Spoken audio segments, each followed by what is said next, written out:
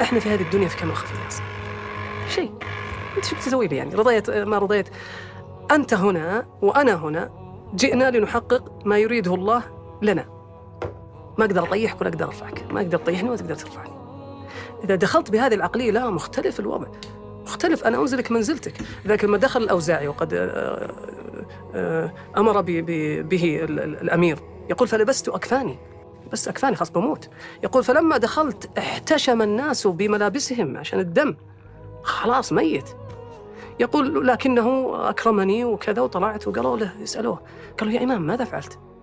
قال لبست أكفاني، أنا خايف زعلان، أنا عارف أنه زعلان، لكن لما دخلت ورأيته على كرسي تذكرت الله على كرسيه فغدا عندي كالذبابة.